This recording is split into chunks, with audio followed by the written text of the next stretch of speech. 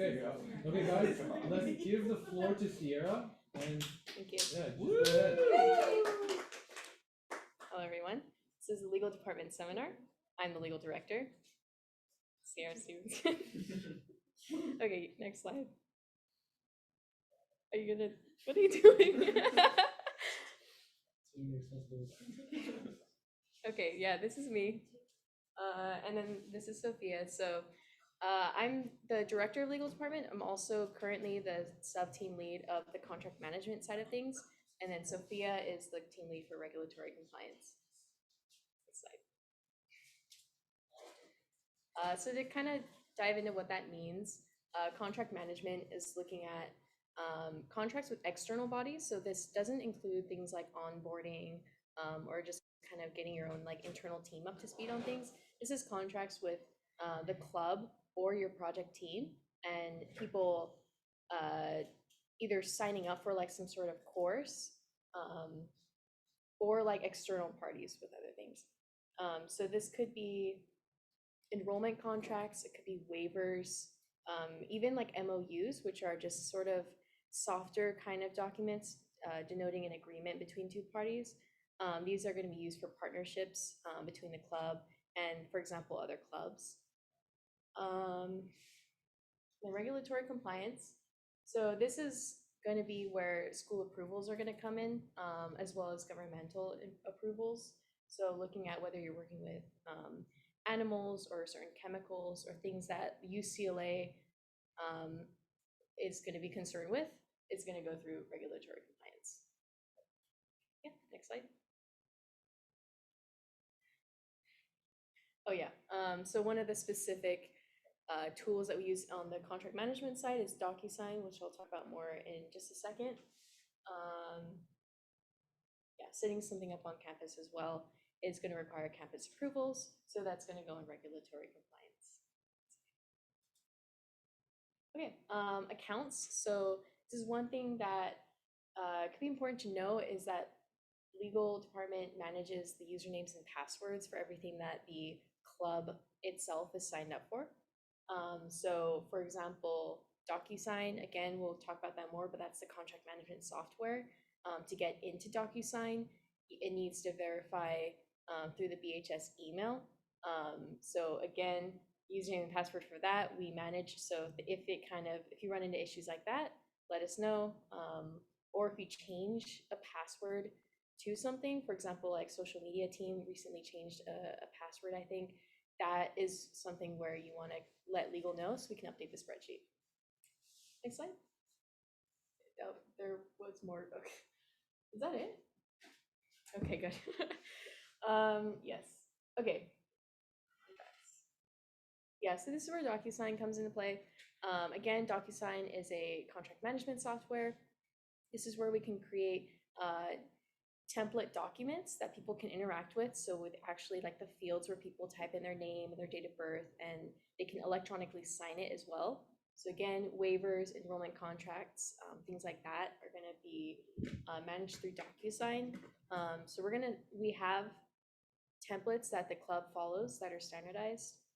So if you need to create something like that, then it needs to go through us. And then once we get everything set up, then we'll leave it to you to distribute it via email, however you wish.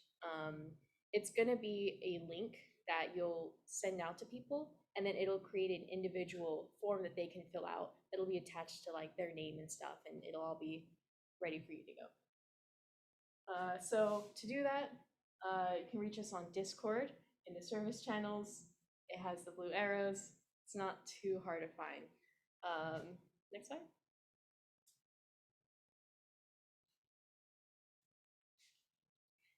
Same idea. If you need to reach us, this Discord channel. Generally, kind of some things that might happen is if you have a regulatory problem, for example, we want to use this animal or we want to set up in this place, how do we get approvals for that? That's going to be regulatory compliance. So Sophia especially is going to be involved in that. That generally what that looks like on our end, just to be transparent, is we take your questions and we do some background research, And generally we'll reach out to some sort of relevant body that would be in charge of those approvals. For example, if you're like, what species of fish can we use for aquaponics? We're going to talk to EH&S, UCLA Environmental Health and Safety, and see what they say after also looking into like California, permits regarding like fish. And in this case, EH&S might be concerned with like how those, where those might be on campus. Um, Contract management, again, we have most things like standardized at this point, but if it's something that's a little bit new, and we want to review it by UCLA like legal advisors, that's gonna be IRM. Is it insurance or internal risk management, something like that? Um, and yeah, so that's kind of just what it looks like on our end. Next slide. Okay, so to kind of go through some things that basically are red flags that you should kind of, if any of these things occur in your projects, that's fine, but it's just going to mean that you're going to want to ask us about what kinds of approvals or what kinds of limits you might hit in handling things. For example, UCLA ARC, Animal Research Committee, they're not concerned with invertebrates, but once you get into teaching or researching vertebrate animals, then you're going to need approval. Office of Human Research, again, so you're trying to like do this sort of human subject survey or like some weird experiment or something, that's going to involve them. Anything that can cause disease. And then we kind of get into like these more weird biochemical kind of things. We're looking at like GMOs or things that can just cause ecological issues if they were going to be released improperly. Again, biological toxins, if veterinary vaccines, most of these shouldn't be a problem, but just putting it out there. Imported animals, again, a lot of these projects are working with animals, or at least a couple are. So yeah, commercial selling of animal products, for example, brew and beekeepers.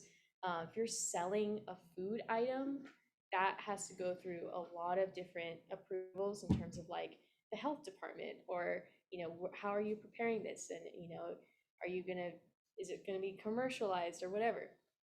So some things to know. Next slide.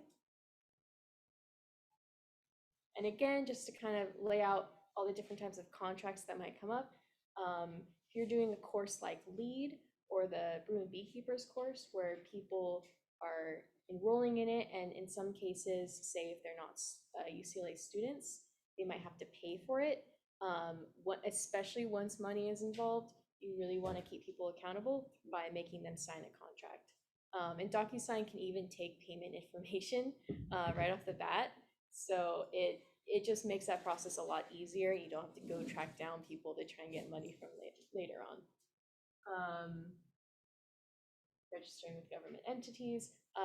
Most groups at this point, well, at some point down the line, are going to need waivers, which legal will just reach out at that point.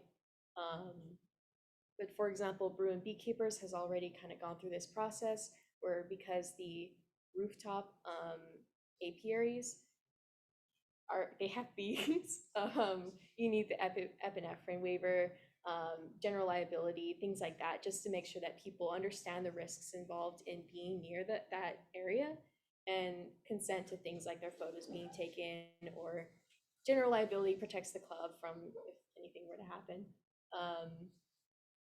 And then, yeah, for example, the BHS recently partnered with the Carbon Neutrality Initiative.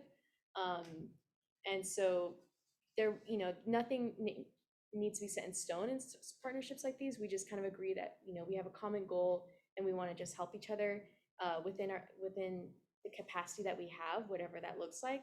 And so in this case, it's a memorandum of understanding. So if your club or if your team wants to partner with teams or other clubs, that is generally going to be and you want it like on paper to keep them accountable. MOUs are going to be the way to go. And yeah, I think that's it. Next slide. Thanks, guys.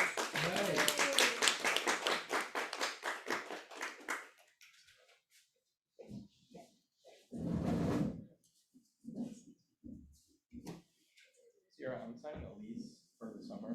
You could help me with it.